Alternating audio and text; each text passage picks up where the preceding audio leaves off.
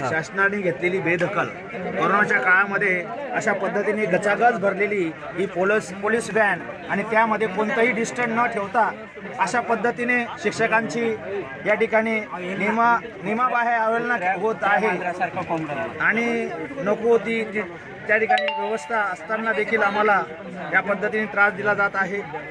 तर शासनाने याची दखल घ्यावी।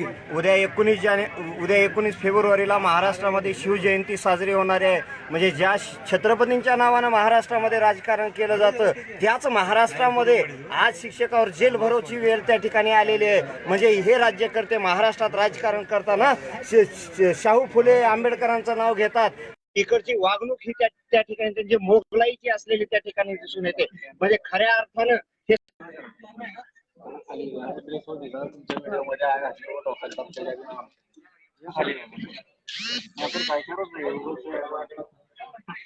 पॅट वरणी करताय मास्क घाला तुम्ही पहिल्यांदा म्हणजे कसं मी तुम्हाला विरोध करत नाही आझाद पोलीस म्हणजे 100% आमची वेदना जाणणारी तुम्ही शिक्षक आहे आमचे तुमचं कसं नाही वेदना अहो तुमच्याकडे डीएड ला मॅडम आहे इथे डीएड झालेले पोलीस ती बिचारी असे रोज उड्या मारते नाही तर मी इथं बसले असते म्हणते बरं झालं मी क्षेत्र बदललं।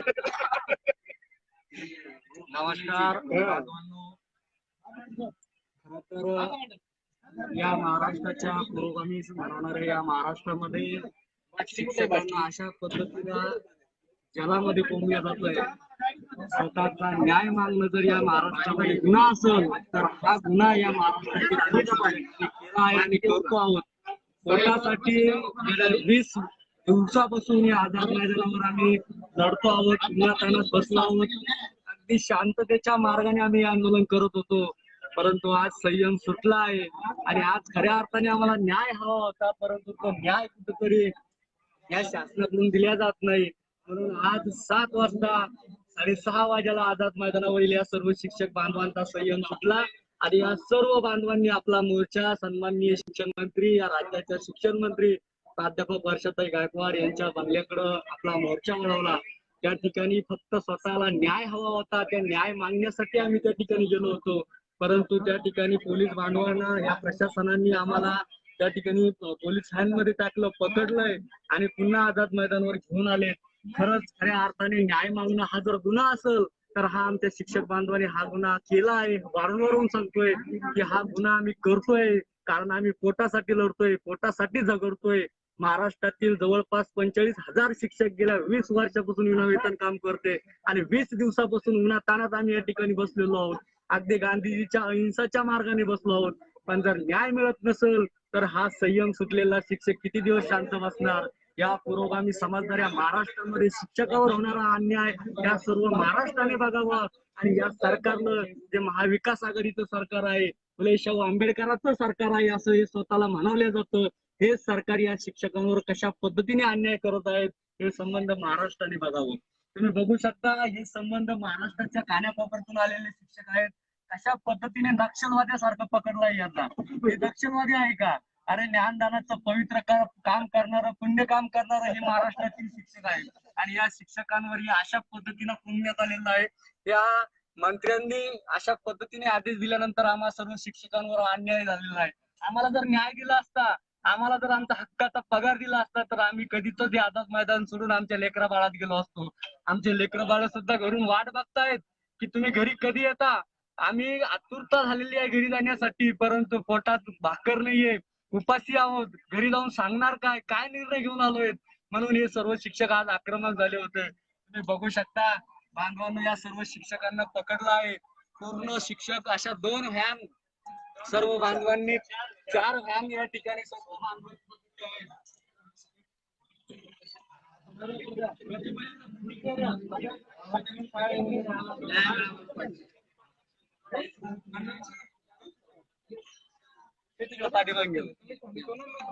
बघा मी तुमच्याकडे करतोय, तुम्ही प्रतिक्रिया द्या सर। बघू शकता तुम्ही आणि आता या ठिकाणी शिक्षक समन्वय संघाचे शिवराम म्हस्के सर पण आहे, त्यांना सुद्धा पकडलंय। सर्व सोबत आहोत आम्ही। सर काय वाटतं तुम्हाला, काय सांगसाल तुम्ही, प्रतिक्रिया द्या। खर तर या पुरोगामी महाराष्ट्रामध्ये जो महाराष्ट्र स्वतःला छत्रपती शिवाजी महाराज, महात्मा ज्योतिराव फुले, शाहू महाराज आणि डॉक्टर बाबासाहेब आंबेडकरांचा महाराष्ट्र म्हणून घेतोय, याच महाराष्ट्रामध्ये शिक्षणाची काय वाताहत चाललेली आहे हे आपल्याला सर्वांना माहीत या ठिकाणी दिसत आहे. माझ्या बांधवांनो, घरी बसलेल्या बांधवांनो, आपण समजून घेतलं पाहिजे. आज या ठिकाणी आमचे छत्रपती शिवाजी महाराजांचे मर्द मावळे मोठमोठ्या व्हॅन मध्ये भरून आणल्या जात आहेत, त्यांना अटक केल्या जात आहेत. मला सांगा, हे काय नक्षलवादी आहेत का? यांनी कुठल्या प्रकारचा असा गुन्हा केलेला आहे? यांनी कोणती अशी महापातक केलेला आहे जे केवळ आणि केवळ पोटासाठी भाकरी मागत आहेत, जे केवळ आणि केवळ स्वतःचा हक्क मागण्याचा प्रयत्न करत आहेत. परंतु आजच्या या महाविकास आघाडीचं गव्हर्नमेंट, या गव्हर्नमेंटला मात्र आम्हाला बंदिस्त करण्याचा प्रयत्न केलेला आहे, आमचा आवाज दाबण्याचा प्रयत्न केलेला आहे. आम्ही आपल्या माध्यमातून, या फेसबुक लाईव्हच्या माध्यमातून सांगू इच्छितो की अशा प्रकारचा जेवढा तुम्ही आवाज दाबण्याचा प्रयत्न करा, तेवढ्या मोठ्या प्रमाणावर आम्ही उफाळून बाहेर येऊ, तेवढ्या मोठ्या प्रमाणावर आमच्यावर अन्याय करणाऱ्याच्या विरोधात अतिशय शांततेच्या आणि घटनात्मक मार्गाने, संविधानाच्या मार्गाने अधिक मोठा लढा उभारू, तो लढा तीव्र करू, असंच या माध्यमातून मी शासनाला सांगू इच्छितो. धन्यवाद सर. बघा, बघू शकता या ठिकाणी अजून काही बांधव आहे, त्यांच्या प्रतिक्रिया आपण घेऊ. लाईट लावा ना, लाईट लावा कोणीतरी. हा सिरियस सर, या महाराष्ट्रातील पुरोगामी मनोरा, या महाराष्ट्रामध्ये शिक्षकाची अशी हेळसांड होतीये. हजारो शिक्षकांना चालू आहे, हजारो शिक्षकांना डांबून ठेवण्यात आलेलं आहे, अक्षरशः पकडलं या ठिकाणी आणि नक्षलवाद्यासारखं भरून आणलंय. तुम्ही काय सांगसाल या गोष्टीवर? काय तुमची प्रतिक्रिया द्या. फुले, शाहू आणि आंबेडकरांचा महाराष्ट्र म्हटला जातो, पण आजही या शिक्षकावरती अतोनात अन्याय या ठिकाणी शासनामार्फत करण्यात येत आहे. गेल्या 20 दिवसापासून आम्ही शांततेच्या मार्गाने आझाद मैदान या ठिकाणी आंदोलन करत आहोत, पण आमची कुठलीही दखल या शासनाने घेतलेली नाही. या अगोदरच्या शासनाने दखल घेतली नाही आणि महाविकास आघाडीचं ज्यावेळेस शासन आलं त्यावेळेस आम्हाला वाटलं की आता आमचे प्रश्न सुटू शकतात, पण आमचा प्रश्न हे शासन सुद्धा सोडत नाही. म्हणून आज आम्ही या ठिकाणी वर्षाताई यांच्या बंगल्यावरती अगोदर 10 लोक गेलो होतो, त्यामध्ये 5 महिला होत्या आणि 5 पुरुष होते. फक्त आम्ही त्या ठिकाणी जे काही प्रशासकीय अधिकारी असतील, पोलीस अधिकारी असतील, त्यांना फक्त रिक्वेस्ट केली की आमच्या 5 महिलांची भेट तुम्ही त्या ठिकाणी वर्षाताई सोबत घडून आणा. आमच्या 5 महिलांना सुद्धा त्या ठिकाणी जाऊ दिलं नाही आणि आमचे आमदार निवास त्यांना त्या ठिकाणी मेसेज गेला आणि सगळे आमदार निवास या ठिकाणचे आमचे सगळे बांधव त्या ठिकाणी वर्षाताई यांच्या बंगल्यासमोर एकत्र आले आणि त्यांनी सुद्धा रिक्वेस्ट केली की तुम्ही फक्त 5 महिलांची भेट आमची वर्षाताई यांच्या सोबत घडून आणा. त्या ठिकाणी आम्ही ज्या ठिकाणी निवासासाठी आहोत त्या ठिकाणी आम्ही जाण्यासाठी तयार आहोत, पण पोलीस प्रशासन या ठिकाणी ऐकण्यासाठी तयार नव्हतं आणि या ठिकाणी कुठंतरी दट्टी करण्याचा प्रयत्न केला. आमच्या महिला भगिनींना ओढून त्यांनी गाडीमध्ये बसवण्याचा प्रयत्न केला. आमचे जे समन्वयक आहेत कोर कमिटी मधले, यांना सुद्धा यांना ओढताण करून गाडीमध्ये बसवण्याचा प्रयत्न केलेला आहोत. मी प्रशासनाला विनंती करतो की आम्ही कुठलाही गुन्हा केलेला नाही. आम्हाला जे संविधान दिलेलं आहे त्या संविधानानुसारच आम्ही आमची मागणी करत होतो, तरी सुद्धा शासन दमदाटी करत आहे आणि अहिंसेच्या मार्गाने राष्ट्रपिता महात्मा गांधी यांची जी शिकवण आहे त्या शिकवणीनुसारच आम्ही या ठिकाणी आंदोलन करत आहोत. शेवटी आम्ही जरी शिक्षक असलो तरी सुद्धा आमच्या शिक्षकांमध्ये सुद्धा एक माणूस दडलेला आहे आणि त्या माणसामध्ये, कुठल्याही माणसामध्ये प्रचंड आक्रमकता असते आणि ही आक्रमकता आमची आता उफाळून येण्यासाठी या ठिकाणी फक्त वर्षाताई, यानंतर अर्थमंत्री आणि यानंतर मुख्यमंत्री हे जिम्मेदार असतील. आमची मागणी तरी काय हो सर? आमची मागणी फक्त आहे की आमच्या पोटाला द्या. मी माझ्या मुलाला सांगून आलो घरून की बेटा तुला आल्याच्या नंतर मी चप्पल घेऊन देईल. माझ्या मुलाला चप्पल घालण्यासाठी नाहीये आणि ही चप्पल त्याला घेऊन द्यायची, म्हणून मी या ठिकाणी रस्त्यावरती उतरण्यासाठी नाईलाज असतो मी तयार आहे. मी शासनाला विनंती करतो की आमच्या भावना तुम्ही समजून घ्या. आम्ही शिक्षक आहोत आणि अतिशय शांत पद्धतीने आम्ही या ठिकाणी 50 बांधव या गाडीमध्ये उभा आहोत. आमच्या या ठिकाणी 4 महिला या गाडीमध्ये आहेत. बिचारा त्या महिला रडतात, पण शासनाला कुठलीही काळजी नाहीये. शासनाला कुठेतरी या ठिकाणी त्या महिलांचा विचार करायला पाहिजे. या ठिकाणी प्रचंड गरमी या गाडीमध्ये होत आहे, पण तरी सुद्धा या ठिकाणी शासन आमची दखल घ्यायला तयार नाही. तर या ठिकाणी ज्या काही महिला आहेत त्या महिलाही या ठिकाणी आम्ही दाखवण्याचा प्रयत्न करतोय. या ठिकाणी ज्या महिला बसलेल्या आहेत या ठिकाणी तुम्हाला दिसत असतील, त्या 4 महिला या गाडीमध्ये आहेत. अतिशय गरमी या ठिकाणी होत आहे, पण तरी सुद्धा पोलीस प्रशासन आम्हाला या ठिकाणी उतरून घेण्यासाठी सुद्धा तयार नाही. म्हणजे लोकशाही आम्हाला आता कुठेही दिसत नाही. गेल्या 19 वर्षापासूनचा जो प्रश्न आहे, आमच्या पगाराचा प्रश्न आहे, तो प्रश्न सोडवण्यासाठी या ठिकाणी शासन कुठल्याही प्रकारचं प्रशासन याची दखल घ्यायला तयार नाही. या ठिकाणी आमच्या शिक्षिका आहेत, आमच्या महिला भगिनी आहेत, त्या आपलं मत या ठिकाणी व्यक्त करत आहेत. मला एक प्रश्न विचारायचा आहे, आम्ही कोणता गुन्हा केला म्हणून आम्हाला इथं आणलंय? की आम्ही आमचा हक्काचा पगार मागतोय, हा आमचा गुन्हा आहे का? हा आमचा गुन्हा आहे का? हा मायबाप सरकारनं सांगावं आम्हाला. हा आमचा गुन्हा आहे का? आम्ही आमच्या पोटा पाण्यासाठी आलो, किती वर्ष आम्ही बिनपगारी काम करतोय, त्याचं काही नाही, आणि आम्हाला इथं आणून डावटून ठेवलं ह्याच्यामध्ये, हे कितपत योग्य आहे? आम्ही आमच्या दोन मुलगे आहेत. मी 2 मुलांना घरी ठेवलोय. किती वर्षाची तुमची मुलं आहेत? एक 5 वर्षाचा आणि एक 7 वर्षाचा आहे. माझा मुलगा 4 वर्षाचा आहे सर. त्यांना घरी ठेवून आम्ही आलोय, कितीतरी आमचा प्रश्न मिटेल. हे एवढा मोठं आंदोलन मोठं झालं, परत असं होणार नाही, अशा पद्धतीने परत एकत्र लोक जमणार नाहीत म्हणून आम्ही कोल्हापूरवरून गारगोटीवरून आम्ही आलोय सर. गारगोटी या ठिकाणाहून या महिला आलेल्या आहेत. अतिशय मुंबईपासून दूर असलेलं अंतर हे महाराष्ट्रातलं आहे, तरी सुद्धा या शासनाला जाग या ठिकाणी येत नाही. या ठिकाणी आणखीन काही महिला बसलेल्या आहेत, त्यांनाही या ठिकाणी आपण त्यांची काय मागणी आहे ती आपण यांना विचारूया. आम्ही जळगाव जिल्ह्यात आलोय सर. आम्ही जवळपास 15 वर्षापासून विना नेतृत्वात काम करतोय. आज ना उद्या होईल या आशेनेच काम करतोय. तर आम्ही आम्हाला लवकर सरकारी मदत हीच आमची अपेक्षा. आम्ही थोडं बाळा घरी सोडून जातोय. मुलाबाळांना सोडून या ठिकाणी महिला या ठिकाणी आलेल्या आहेत.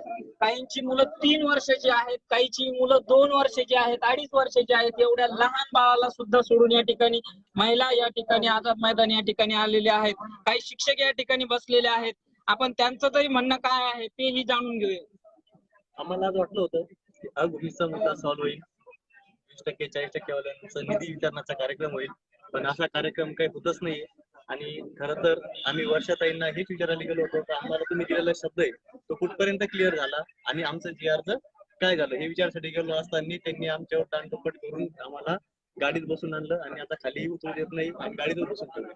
तरी सर, आपण शांततेच्या मार्गाने गेला होता की काही आक्रमक गोष्ट त्या ठिकाणी करत होता, जेणेकरून तुम्हाला प्रशासनाने जाणीवपूर्वक गाडीमध्ये बसवण्याचा त्यांनी प्रयत्न केलेला आहे? सर, 19 जानेवारी पासून जसं आपलं आंदोलन चालू झालं तसापासून आतापर्यंत आपण एकाही मिनिटं आक्रमक झालेलो नाही आणि आजही झालो नव्हतो, पण तरीही देखील शासनाच्या सांगण्यावरून आपल्याला त्या ठिकाणून दांडोपट करून उचलून आणलं आहे. त्या ठिकाणी काही पाठीमागा सुद्धा शिक्षक बसलेले आहेत. मी त्यांनाही विचारतोय की सर, आपल्या भावना काय आहे? तर आम्ही अगदी शांततेच्या मार्गाने त्या ठिकाणी बसलेलो होतो आणि आमच्या मागण्या त्या ठिकाणी मांडण्याचा प्रयत्न करत होतो, परंतु या शासनाने पोलिसांच्या माध्यमातून आम्हाला त्या ठिकाणी गाडीत बसवून त्या ठिकाणी इथं घेऊन आले आणि गाडीतून त्या ठिकाणी उतरू देत नाही. आम्ही कुठला असा गुन्हा केलेला आहे की ज्या माध्यमातून आम्हाला या ठिकाणी एका गुन्हेगारासारखं कोंडून ठेवलं, पकडून आणलेलं आहे? आमचा जो हक्क आहे तो आम्ही त्या ठिकाणी मागत आहोत आणि म्हणून त्या ठिकाणी अशा पद्धतीने शिक्षकांची अवहेलना करणं हे या शासनाला अशोभनीय आहे. या ठिकाणी आपण बघतो नंद सर आहेत की ज्यांनी 19 तारखेला सुद्धा आंदोलन केलं होतं घोषित शाळेसाठी आणि 19 तारखेपासून ते आझाद मैदानावरती बसलेले आहेत. आता जवळपास 1 महिना होत आलेला आहे, तरी हे शासन आपल्या प्रश्नाकडे लक्ष देत नाही. म्हणून या ठिकाणी हे सर आजही आझाद मैदानावरती बसून आहेत की जेणेकरून आपल्याला पगार मिळणार आहेत. यानंतर आणखीन काही शिक्षक आपल्या सोबत आहेत, त्यांची भावना आपण जाणून घेणार आहोत. सर, गेली 20 वर्ष आम्ही विनावेतन राबत आहोत. आपली तालुका हा महाराष्ट्रामध्ये दुष्काळ भाग म्हणून ओळखला जातो, तरी आम्ही 20 वर्ष विनावेतन दुष्काळाशी सामना करून विनावेतन विद्यार्थ्यांना देण्याचं कार्य आपण करत असतोय. तरी शासनानं थोडंसं आपल्याकडे लक्ष दिलं तर थोडंसं आपलं कुटुंब चालेल. त्या दृष्टीनं आम्ही शासनाकडे विनंती करतो की शासन आपल्याकडे थोडंसं लक्ष द्यावं. सर आपली मागणी काय, मुख्य मागणी काय? मुख्य मागणी आम्हाला 100% अनुदान मिळावं सर. 2001 पासून आम्ही शाळा चालवतो, तरी आम्हाला आजपर्यंत एक पैसाही आम्हाला मिळत नाही. त्यासाठी आपल्याला 100% वेतनची गरज आहे. 100% वेतन आपल्याला पाहिजे. गेल्या किती वर्षापासून तुम्ही त्या ठिकाणी काम करत आहात? आम्ही 2001 पासून काम करत आहे सर, कायम विना अनुदान तत्वावर, विना वेतन. 2001 पासून 2001 पासून या ठिकाणी हे आमचे शिक्षक बांधव विना पगारी काम करत आहेत आणि याचबरोबर 19 महिन्याचा पगार सुद्धा आमचा कापलेला आहे. 19 महिन्याचा पगार जर कोणी कापत असेल आणि एखादा कामगार जर काम करत असेल आणि त्याला जर म्हटलं की तुझे 19 रुपये तू तुझ्या पगारातून देशील का, तर तो बांधव नक्कीच त्या ठिकाणी 19 रुपये सुद्धा कोणाला देणार नाही. पण आमच्या शासनाने 19 महिन्याचा पगार कापलायचे, ज्याचं कॅल्क्युलेशन जर केलं तर 2.5 ते 3 लाख रुपये कॅल्क्युलेशन होते. प्रत्येक शिक्षकाचे 2.5 ते 3 लाख रुपये कापण्याचं काम या शासनाने केलेलं आहे. आणखीनही आपल्या समोर काही बांधव आहेत, आपण त्यांच्या प्रतिक्रिया जाणून घेऊया. सर नमस्कार, मी प्रवीण निकम सर बोलतोय. भडगाव तालुक्यातून आलेलो आहे. 20 जिल्हा वर्ष, सांगा. जिल्हा जळगाव. 20 वर्षापासून विना वेतन काम करत आहोत आणि अक्षरशः काही शिक्षकांचे वय 50, 52, कोणी 48, कोणी 56 अशा परिस्थितीत येऊन पोहोचलेले आहेत. आणि अशा परिस्थितीत आल्यानंतर सुद्धा त्यांना जर विना वेतन काम करावं लागत असेल तर त्यांनी कशा पद्धतीने त्यांचं जी दिनचर्या असेल ती कशा पद्धतीने जाणार आहे. आणि उरलेले जे आयुष्य आहे, मोजून कोणाचे 5 वर्ष, 7 वर्ष, 8 वर्ष, 10 वर्ष असे बाकी आहेत. आणि या उरलेल्या वयामध्ये 58ला तर आपली रिटायरमेंट होते. आणि 58ला रिटायरमेंट झाल्यानंतर मोजून 5-7 वर्ष, 2 वर्ष, 10 वर्ष असे बाकीच्यांकडे शिल्लक आहेत. आणि त्याच्यात पण हे शासन आपल्याला 100% पगार द्यायचं अजूनही मनावर घेत नाही. त्यामुळे माझी सरकारला हीच विनंती आहे की कृपा करून लवकरात लवकर GR काढून 100% पगार देण्यात यावा अशी मी विनंती करतो. धन्यवाद. या ठिकाणी आणखीन एक शिक्षक आपल्या समोर दिसत आहेत, त्यांच्या काय भावना आहेत त्या आपण जाणून घेण्याचा प्रयत्न करूया. जालना येथे गेल्या 16 वर्षापासून कार्यरत आहे. आता माझ्या वयाचे 47 पूर्ण झाले, 11 वर्ष बाकी राहिले आणि 11 वर्षामध्ये काय होणार. सरकारला एकच विनंती आहे की आतापर्यंत ह्या विनामूल्य शिक्षकांनी जेवढं काम केलंय तेवढा जरी पैशाचा हिशोब त्यांनी दिला आणि तेवढा जरी पैशाचा निधी त्यांनी आमच्यासाठी वापरला तरीही आमचे पगार होऊ शकतात. म्हणजे 20 वर्ष ह्या शिक्षकांनी फुकट काम केलंय की जगात कोणीच केलं नाही, हे त्यांनी लक्षात ठेवायला पाहिजे. आणि तरी सुद्धा 20% पगार द्यायला सुद्धा त्याच्याकडे पैसे नाही. आवा बाहेर निघाल्यावर रस्ते होत आहेत, एसटीला पैसे मिळत आहेत, सगळ्या क्षेत्राला पैसे मिळत आहेत, सगळ्या क्षेत्राला पैसे मिळत आहेत. समृद्धीचं काम लॉकडाऊन मध्ये बंद होतं, पण आता का सुरू झालंय म्हणजे सगळ्या कामाला पैसे आहेत, फक्त शिक्षकांना पगाराला पैसा नाही. म्हणजे ही कुठली लोकशाही आली. मी माझ्या विद्यार्थ्यांना लोकशाही शिकवायची तरी कशी, हा सरकारला विचारावं लागेल मला की लोकशाहीचे प्रकार बदला. शिक्षकांवर अन्याय केल्यावर लोकशाही घडते असं सांगा म्हणावं आम्हाला. अभ्यासक्रम बदला म्हणावा असं सरकारला सांगतोय की अभ्यासक्रम बदला. ते शिक्षक शिकवतात लोकशाही, त्यांच्यावर जर हा अन्याय होत असेल तर त्यांनी त्या विद्यार्थ्यांना घडवायचं कसं. कारण तुम्ही 20-20 वर्ष आमच्या कष्टाचं विद्यार्थ्यांना शिकवताय, याची नोंद तुमच्याकडे आहे. विद्यार्थी शिक्षणाची नोंद आहे पण शिक्षकाच्या पगाराची नोंद आहे का, विचार करा तुम्ही. आणि इथूनही पुढे तुम्ही आम्ही दोनदा 100% पात्र असूनही अजूनही आमचे 20%, 40% साठी तुम्ही आम्हाला एवढा त्रास देताय. पुढे फेडायला होय. सरकार मायबाप सरकार म्हणत असतं, मायबाप सरकारनं सगळे लेकर सारखे असतात. पण आम्ही कोणत्या फक्त पाप केलंय की आम्ही तुम्ही आम्हाला पगार देऊ शकत नाही. अहो ग्रॅज्युएटवाल्याचे 3 महिने तुम्ही पगार काढले, की 4थ्या महिन्यात त्यांचा मागचा एरियाच काढून पगार टाकलाय. एवढा काय पाप केलाय. 20% द्यायला पैसे नाहीयेत, दुर्दैवाची गोष्ट आहे. अहो 7वा वेतन आयोग त्यांना दिला, ठीक आहे, आनंद आहे आम्हाला, त्यांना दिलाय, आम्ही तुमचे आभारी आहोत. पण आम्हाला का मारताय हा मात्र मोठा विचित्र प्रश्न आमच्या पुढे निर्माण होतो. कारण सगळे काम होत आहेत, सगळे काम होत आहेत, काहीच राहत नाहीये. तुमचे बंगले आता पाहताय, सगळे बंगल्याचे कामं चालू आहेत. आनंदाची गोष्ट आहे, महाराष्ट्राची प्रगती होते चांगली. पण हा शिक्षकच प्राणी तुम्हाला का त्रासदायक वाटतो हेच आम्हाला समजत नाही. मायबाप सरकारला एकच विनंती की आम्हाला पगार द्या आणि राहिले 11 वर्ष सेवा करू द्या. त्यानंतर आम्ही निश्चित लोकशाहीचं काम करू, पण आमच्यावर अन्याय करू नका ही हात जोडून विनंती मायबाप सरकारला. अतिशय आर्त हाक या ठिकाणी शिक्षकांनी व्यक्त केलेली आहे. या ठिकाणी आणखीन काही बांधव या ठिकाणी आहेत, काही शिक्षक आमदार या ठिकाणी येऊन गेलेले आहेत, पण काही शिक्षक आमदार आजही आझाद मैदान या ठिकाणी आलेले नाही. शिक्षक आमदार आणि पदवीधर आमदार महाराष्ट्रामध्ये दोन्हीची संख्या 7 आणि 7 14 होते. तर जे शिक्षक आमदार आले नाहीत त्याबद्दल आपलं काय मत आहे? असं सांगावं असं वाटतं की इतके शिक्षक पदवीधर आमदार असून सुद्धा आमच्यासारख्या विनानून शिक्षकांना 20% पगार मिळण्यासाठी 20-20 वर्ष होतात आणि 20 वर्षानंतरही आम्ही जेव्हा आंदोलनावर बसतो तेव्हा आम्हाला अशा प्रकारची वागणूक दिली जाते. शासन कुठल्याही प्रकारची पॉझिटिव्ह भूमिका त्या ठिकाणी घ्यायला तयार नाहीये. माझं फक्त शासनाला एवढंच म्हणणं आहे की जो पगार तुम्ही देणार आहात 20%चा तेवढा फक्त लवकरात लवकर द्या, एवढीच आमची मागणी आहे. 20% पगारच फक्त या ठिकाणी शिक्षक मागतात. 100% पगारासाठी शिक्षक पात्र आहेत. जर एखादी शाळा मान्यता दिली तर त्या शाळेला पाचव्या वर्षी 20% अनुदान भेटतं आणि ज्यावेळेस शाळेला 9 वर्ष पूर्ण होतात त्यावर्षी शाळेला 100% पगार मिळतोय. पण या ठिकाणी आमच्या शिक्षकांच्या लक्षात आलेलं आहे की शासन देत नाही आणि 20% तरी पगार द्यावा, जेणेकरून कमीत कमी उदरनिर्वाहाचा प्रश्न सुटेल, मुलांच्या शिक्षणाचा प्रश्न सुटेल, किराणाचा प्रश्न सुटेल, रूम भाड्याचा प्रश्न सुटेल. एवढीच विनंती या ठिकाणी शिक्षक करत आहेत. या गाडीमध्ये जवळपास 50 शिक्षक आहेत आणि बऱ्याचशा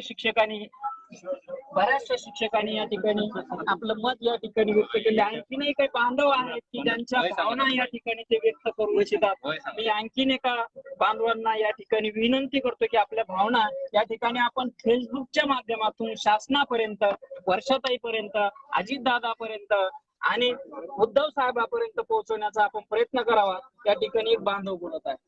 सर, माझे नाव जगन्नाथ वाघ सर म्हणून फेमस आहे. मी पूर्ण मनापासून सेवा केली आहे आणि वाढदिवसा दिवशी सुद्धा वर्षाताईंचे वाढदिवस मनवला. वर्षाताई साहेब 15 दिवसात तुमचे पगार करतो. 15 दिवस झाले तरी काही आदेश आला नाही. फक्त आजची वाट बघत होतो. आज तरी काहीतरी कोण बातमी ताई दिली. 15चे 17 दिवस, 18 दिवस, 19 दिवस होऊन गेले तरी पण ताईंनी काही निरोप दिला नाहीये. माझे वय 52 आहे. माझे एकच पोरगा आहे. काही नाही, काय सारा दुरा काहीच नाहीये. घरदारी पडून गेलाय, घर पण नाही, घर पण पडून गेले, काही दिवस राहायला घर नाही. फक्त 6 वर्ष सेवा या शिक्षकांची राहिलेली आहे. आता या 6 वर्षामध्ये जर शासन 5-5 वर्षानंतर जर 20चा टप्पा जर देणार असेल तर या ठिकाणी सरांना जर आज समजा 20% दिलं तर 5 वर्षांनी या ठिकाणी 40चा टप्पा भेटणार आहे. तोही भेटेल का नाही हे सांगता येत नाही. म्हणजे एवढी वर्ष सेवा करून फक्त या ठिकाणी 40%चाच पगार मिळणार आहे. तरी सुद्धा शासन या ठिकाणी एवढं दुर्लक्ष करत आहे. या ठिकाणी फेसबुक लाईव्हच्या माध्यमातून आम्ही विनंती करतो शासनाला की मायबाप सरकार, तुम्ही प्लीज आम्ही जे काम करतो त्याचा मोबदला द्या, त्याचा पगार आम्हाला द्या. मराठीसाठी तरी घर द्या, मराठीसाठी तरी घर करू दे, झोपडी वगैरे करू दे, काही करू दे. काही नाही, काही राहायला काहीच नाहीये.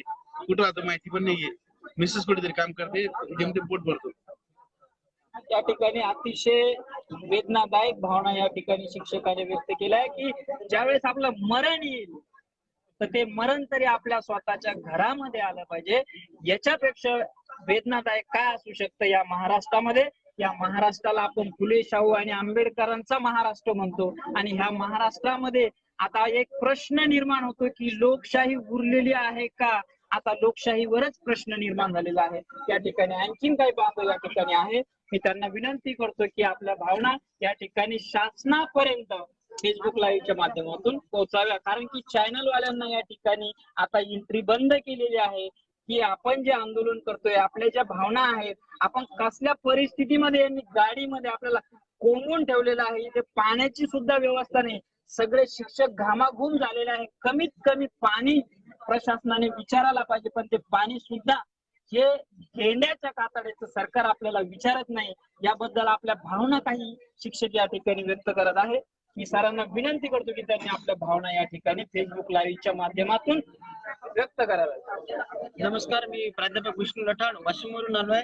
गेल्या 20 दिवसापासून या आंदोलनामध्ये सहभागी आहे आणि आम्ही शांततेच्या मार्गाने आमच्या मागण्या शासनापर्यंत पोहोचवत आहोत.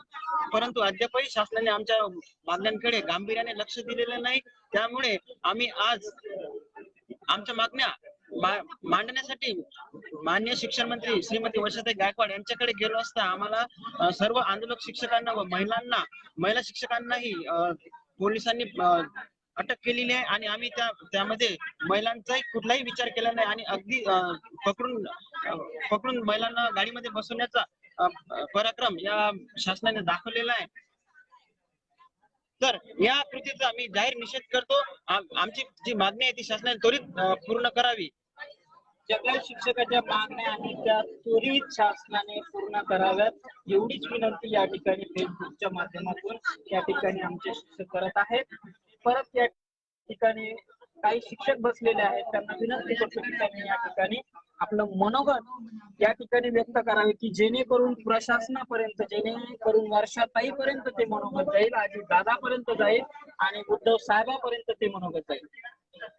आम्ही असा काय गुन्हा केलाय की आम्हाला गेल्या 20 वर्षापासून 1 रुपयाही दिला जात नाही आणि त्याच्यानंतर दबाव तंत्र टाकून आम्हाला या ठिकाणी बसून ठेवलेलं आहे. काही अधिकाऱ्यांनी त्या ठिकाणी दबाव तंत्र वापरून. दुसरी गोष्ट, काही महिला वगैरे त्या ठिकाणी घालून रडायला लागल्या आहेत. त्यांना मुलाबाळांची आठवण त्यांना असं वाटलं की आमच्याकडनं असं काय गुन्हा झालाय. तिथे या सर्व गोष्टींना त्यांना सामोरे जावं लागत आहे. तरी वर्ष त्यांनी लवकरात लवकर यावर सकारात्मक निर्णय घेऊन आम्हाला या ठिकाणी वर्षाताईने सकारात्मक निर्णय या ठिकाणी लवकरात लवकर जाहीर करावा अशी भावना या ठिकाणी या गाडीमध्ये बसलेले 50 शिक्षक, 50 बांधव आणि आमच्या भगिनी व्यक्त करतात की आम्हाला फक्त या ठिकाणी न्याय देण्याचं काम या शासनाने करावं. मी या ठिकाणी आणखीन काही बांधवांना विनंती करतो की त्यांनी आपलं मत व्यक्त करावं. सर, आता आपण काही गुन्हा न करता आपल्या गाडीमध्ये डांबून ठेवले. कोरोनाचा कोणताही नियम न पाळता सरकारने आपल्याला डांबवले. उद्या जर काही आपल्याला प्रॉब्लेम झाला तर आपलं कोणतंही मेडिक्लेम वगैरे काहीही नाहीये, तेव्हा पटक्यात काहीतरी निर्णय घेऊन आता सुद्धा आपल्याला मोकळं करावा. कारण जर उद्या काय झालं भविष्यात तर आपल्याला कोणतेही सेक्युरिटी नाही दवाखान्याची. तेवढं आपल्याला इथं भरून ठेवले. पाणी पिण्यासाठी गाडीत काही नाही, एकच बॉटल आहे फक्त. त्यामुळे काहीतरी तुम्ही उपाय करा याच्यावर. बाकी तर आता पाय पडायचं राहिले, बाकी उद्यापासून काय तीव्रता होईल सांगता येणार नाही. आणि शिक्षक या ठिकाणी हात जोडून शासनाला विनंती करत आहे की काहीही करा पण आमचा निर्णय या ठिकाणी करा. या ठिकाणी 1 घंट्यापासून आम्ही या गाडीमध्ये बसलेलो आहोत. सर, या ठिकाणी तुम्ही 2 जण बसलेले आहात. मी तुम्हाला विनंती करतो आणि विचारू इच्छितो की सर, या ठिकाणी गाडीमध्ये पाण्याची व्यवस्था आहे का? आणि या ठिकाणी जर प्रशासन आपल्याला पाणी सुद्धा देऊ शकत नसेल तर लोकशाही महाराष्ट्रामध्ये आहे का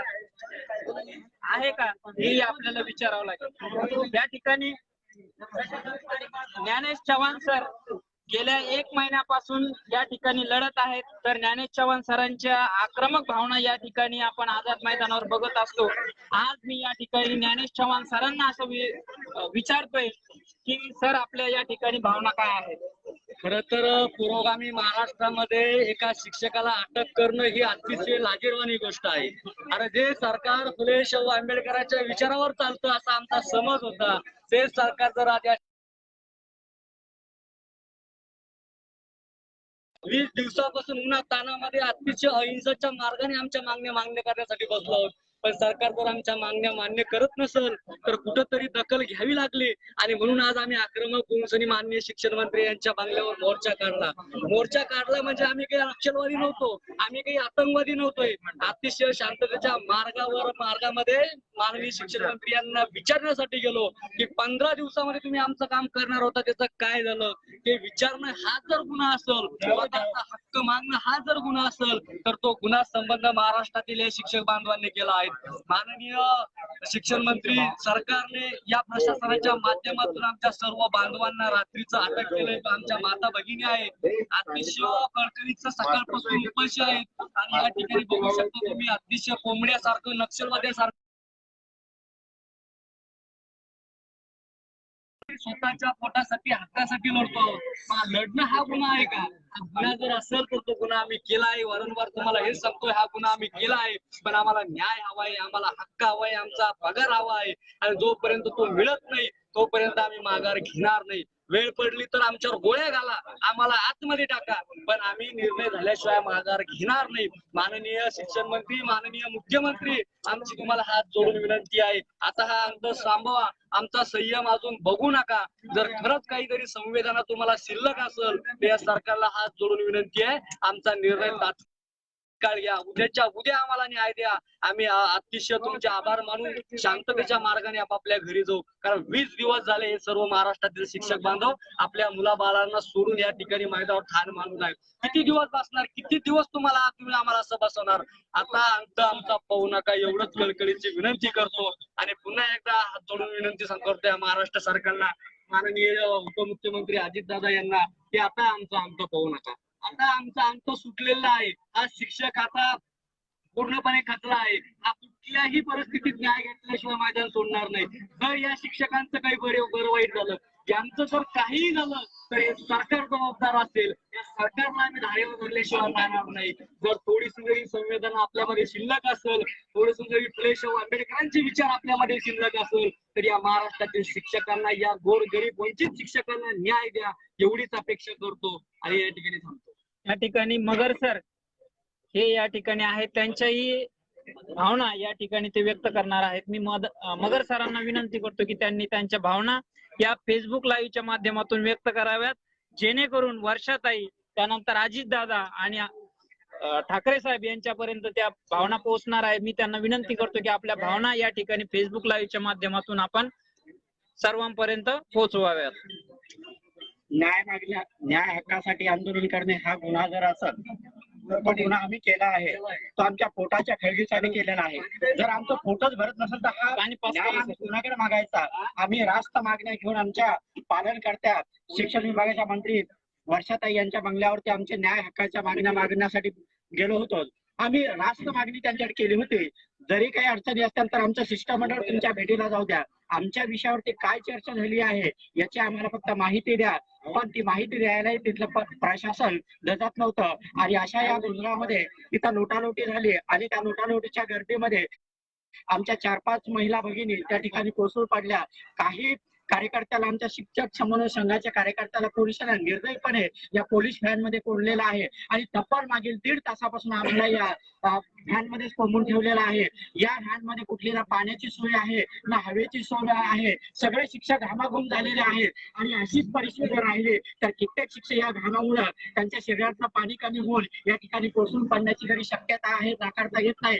म्हणून या मायबाप सरकारला माझी विनंती आहे की तुम्हाला थोडी जरी या शिक्षकांची असेल थोडी आमच्या मागण्या मान्य करा आणि आम्हाला न्याय देण्याचा प्रयत्न करा. आणि मी परत एकदा जाहीर विनंती करतो घरी बसलेल्या शिक्षक बांधवांना की तुम्ही पहा की कशा प्रकारच्या तुमच्याच न्याय हक्कासाठी लढणारे शिक्षकावरती कशा प्रकारचा हे शासन अन्याय अत्याचार करताय. म्हणून तुम्ही उठा, जागे व्हा आणि आजच्या आज मिळेल त्या वाहनाने आझाद मैदान गटात परत आपले न्याय हक्काची प्रयत्न लढण्याचा सुटणार नाही. म्हणून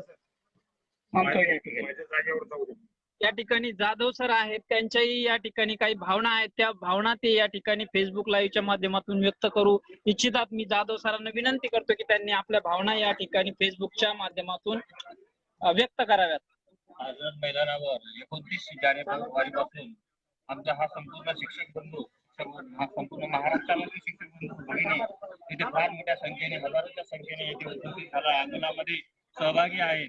आम्ही आमच्या रास्त मागण्या या मायबाप सरकार समोर आम्ही मागण्या मान्य करण्यासाठी मागण्या करत आहोत. आमचं शिष्टमंडळ सुद्धा वेळोवेळी या मायबाप सरकारला भेटत आहेत, परंतु आमचे जणू हे काही शब्द या महाराष्ट्र शासनाच्या मंत्र्यांपर्यंत, मुख्यमंत्र्यांपर्यंत, शिक्षण मंत्र्यांपर्यंत, मुख्यमंत्र्यांपर्यंत पोहोचत नाही. त्यांना जणू आमचा आवाज ऐकू येत नाही. आम्ही जर मागणी करत असेल तर आम्ही कोणासाठी मागणी करत आहोत? या जगामध्ये असं कोणतंही क्षेत्र नाही की जे 20 वर्षापर्यंत विनाअनुदानित क्षेत्रावरती काम करत असेल, परंतु शिक्षण जे या क्षेत्रावर असं का?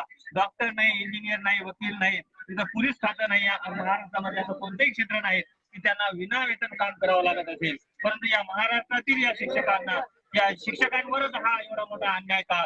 त्या शिक्षकांवरती उपासमारीची पाळी आलेली आहे. 20 वर्षापासून आम्ही विनावेतन अनुदान वर काम करत आहेत, विनामूल्य काम करत आहेत आणि या उपासमारीने कित्येक आमचे शिक्षक बांधव हुतात्मे झालेले आहेत, त्यांनी आत्महत्या केलेल्या आहेत. माझे शिक्षक बांधव 41 शिक्षक बांधवांनी आत्महत्या केलेल्या आहेत. आणखी किती शिक्षकांच्या आत्महत्या ची वाट या शासनाला पाहावयाची आहेत. आज आम्ही आंदोलन करत असताना वर्षाताईच्या बंगल्यावर आम्ही शांततेच्या मार्गाने, अहिंसेच्या मार्गाने आम्ही वर्षाताईच्या बंगल्यावर गेलो. शिष्टमंडळ आमचं तिथपर्यंत गेलं आणि आम्ही रास्त मागणी केली की आमच्या शिष्टमंडळाला ताईची भेट घाला. परंतु या दंडशाही या शासनकर्त्यांनी आम्हाला वर्षाताईंची भेट घातली नाही आणि आम्हाला जबरदस्तीने कोंडून दाबून आम्हाला पोलीस व्हॅन मध्ये आणलेला आहे. शिक्षकाला गुरुर ब्रह्मा, गुरुर विष्णू, गुरुर देव महेश्वरा असं म्हटलेलं आहे. महाराष्ट्राला संतांची भूमी म्हटलेलं आहे, परंतु या संतांच्या भूमीमध्ये, महाराष्ट्रामध्ये या गुरुला जर असं स्थान असेल, असा दर्जा जर दिला जात असेल, गुरु शिक्षक हे एवढं पवित्र ज्ञानदानाचं काम करतं, परंतु या ज्ञानदान देणाऱ्या शिक्षकांवर लाठीमार अशा प्रकारचा हल्ला जर होत असेल, पोलीस व्हॅनमध्ये जर डांबत असेल, तर या महाराष्ट्रामध्ये या शासनामध्ये कोण आम्हाला न्याय देईल आणि आम्ही न्याय कोणाकडे मागू? शासन करते मुख्यमंत्री साहेब, उपमुख्यमंत्री साहेब, वर्षाताई यांच्याकडे आम्ही वारंवार मागण्या करत आहोत की आम्हाला अनुदान द्या, आमच्या पाठीवर मारा परंतु पोटावर मारू नका. परंतु तरी मात्र या शासनाने या गांधीजीचं माकड बनलेलं आहे की त्यांनी कानावर, डोळ्यावर आणि तोंडावर सुद्धा हात ठेवलेला आहे. जणू आमचे हात त्यांच्यापर्यंत पोहोचत नाहीत. मी मायबाप सरकारला जणू सांगू इच्छितो की आमचा तो दिवस कधी निघेल, किती दिवस आम्हाला वाट पाहावी लागेल. आणि यामुळं संपूर्ण विद्यार्थ्यांचं सुद्धा नुकसान होत आहे. त्यामुळे या सगळ्या नुकसानीला हे शासन जबाबदार राहील. मी या संपूर्ण महाराष्ट्रातील विद्यार्थ्यांना सुद्धा सांगू इच्छितो की आम्ही जशा प्रकारे या रस्त्यावर या आंदोलन महाराष्ट्राच्या या आझाद मैदानावर उतरलेलो आहोत, तुम्ही सुद्धा संपूर्ण महाराष्ट्रामध्ये रस्त्यावर उतरून संपूर्ण या शासनाला कोलमडून पाडण्याचा प्रयत्न करा. विद्यार्थ्यांना प्रश्न आहे की आपलं वय किती आहे? माझं वय या ठिकाणी 45 वर्ष झालेलं आहे आणि माझी या 45 वर्षाच्या वयानंतर मला जर आता 20% अनुदान मिळेल तर मी भरलेले पैसे सुद्धा माझे निघू शकत नाहीत. सर या ठिकाणी तुम्हाला मुलं किती आहेत? मला 2 मुलं आहेत. एक मुलगी माझी, त्यांचं वय किती आहे? एक मुलगी माझी 11व्या वर्गामध्ये आहे, एक मुलगा माझा 7व्या वर्गामध्ये आहे. त्यांचं म्हणजे तुम्हाला 3 ते 4 वर्षांनी तुमच्या मुलीचं लग्न करायचंय, तर तुमच्या मुलीच्या लग्नाचा सुद्धा या ठिकाणी तुमच्या डोक्यामध्ये विचार भोंगावत असेल की तिचं आता लग्न कुठून करायचंय. फार मोठ्या विचारांमुळे प्रत्येक आई वडिलांना मला सुद्धा झोप लागत नाहीत की मी माझं सुद्धा उदरपोषण करू शकत नाहीत. या मुलांचं सुद्धा मी कशा प्रकारे उदरपोषण करू, त्यांचं लग्न कार्य कशा प्रकारे करू, त्यांचं शिक्षणाचं कार्य मी कशा प्रकारे करू. परंतु तरी सुद्धा या शासनाला जाग येत नाहीत. आता कुंभकर्णाची झोप घेऊन हे शासन झोपलेलं आहे. झोपेचं सोंग घेऊन हे शासन झोपलेलं आहे. झोपलेल्या माणसाला उठवता येऊ शकतं परंतु झोपेचं सोंग घेतलेल्या मात्र शासनाला उठवता येत नाहीत. एवढं मी सांगू शकतो. आम्हाला न्याय द्या, आम्हाला अनुदान द्या, आमच्या पोटाला भाकर द्या, एवढंच आम्ही या शासनाला सांगू इच्छितो. या ठिकाणचे शिक्षक फक्त पोटाला भाकर मागत आहे, एवढीच कळकळीची विनंती या ठिकाणी शासनाला करत आहे. मी परत या ठिकाणी शासनाला आमच्या विना अनुदानी शिक्षकातर्फे विनंती करतो की कृपा करून आमचा जो हक्क आहे तेवढा हक्कच आम्हाला द्या. या ठिकाणी मी थांबतो.